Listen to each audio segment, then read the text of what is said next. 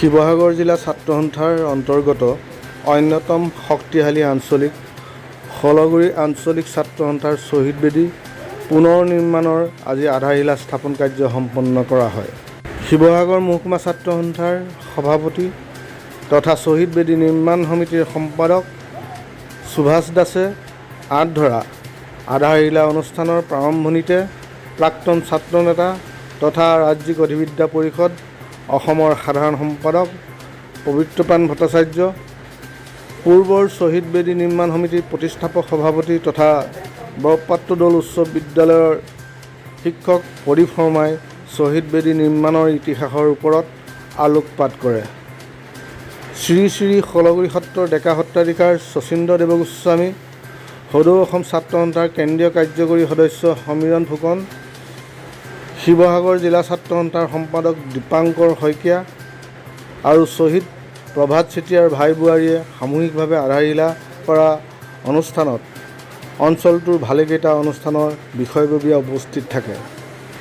উক্ত আধাৰশিলা স্থাপন অনুষ্ঠানত মৌজাটোৰ প্ৰাক্তন ছাত্ৰ নেতা কমল মহন্ত, অমিত বৰঠাকুৰ, ৰাজকুমাৰ কনচেং, বসন্ত দত্ত, গিৰীন্দ্ৰ হাজৰিকা, মৌজাদাৰ মৃদুল দত্ত, শ্বহীদ বেদীৰ ভূমিদাতা প্ৰভাত বৰঠাকুৰ, জ্যেষ্ঠ ব্যক্তি মুহিৰ দিহিঙীয়া, গোবিন্দ বৰঠাকুৰ, দেৱেন দত্ত, দিলীপ আৰন্ধা, লংকেশ্বৰ দাস, গুণাৰাম হাজৰিকা, বিপিন ফুকন, দুলাল দত্ত, তিলক ফুকন, অপূৰ্ব বৰঠাকুৰ, পুতুল দহোটীয়াকে আদি কৰি অঞ্চলটোৰ ভালেসংখ্যক ব্যক্তি উপস্থিত থাকে।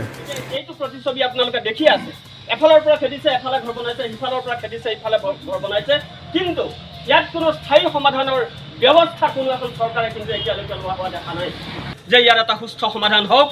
অসমীয়া জাতি সদায় সূৰ্য থাকে মানে, জোন থাকে মানে পৃথিৱীত ই জীয়াই থাকিব লাগিব। অসমীয়া জাতিয়ে সদায় মূৰ দাঙি থিয় হৈ থাকিব পাৰিব লাগিব। কাৰো শিৰ নত কৰি কাৰো ওচৰত অসমীয়া জাতি জীয়াই নাথাকে।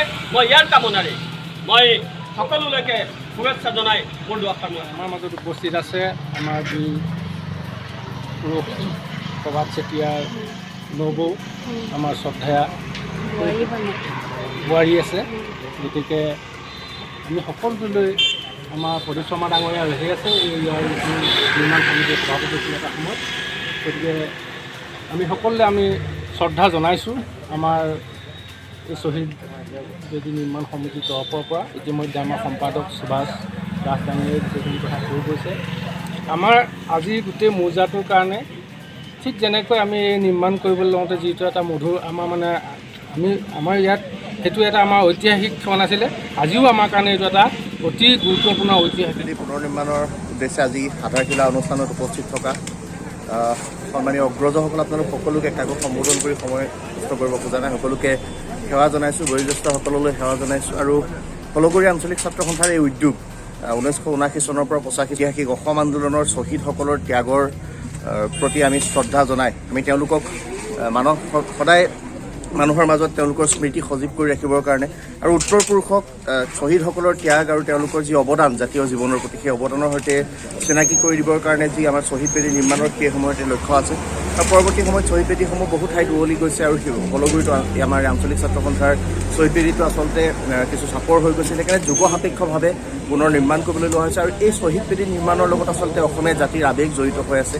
শ্বহীদৰ সমাধিস্থলৰ মাটি ইয়াত থাকিব। সেইকাৰণে আমি সকলোকে আহ্বান জনাইছোঁ।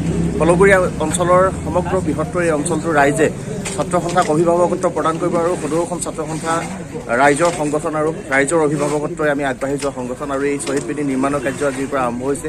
ৰাইজে সহযোগিতা আগবঢ়াব, আমি আশাবাদী।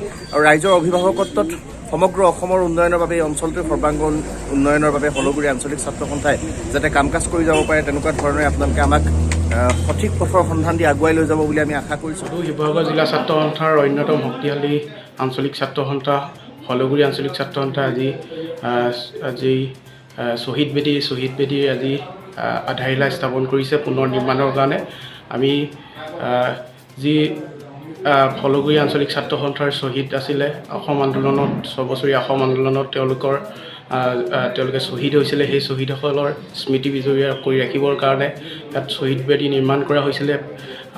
পিছৰ পৰ্যায়ত শ্বহীদ বেদীটো জহী হৈ যোৱাৰ পৰিপ্ৰেক্ষিতত আজি পুনৰ শ্বহীদ বেদীৰ নিৰ্মাণৰ কাৰণে আজি আধাৰশিলা স্থাপন কৰিছে। আমি এই হলগুৰি আঞ্চলিক ছাত্ৰ সন্থাৰ যি প্ৰচেষ্টা, এই প্ৰচেষ্টাক আমি সদৌ শিৱসাগৰ জিলা ছাত্ৰ সন্থাই আদৰণি জনাইছোঁ আৰু হলগুৰিবাসী ৰাইজক আমি অভিভাৱকত্ব প্ৰদান কৰিবৰ বাবে আমি অনুৰোধ জনাইছোঁ।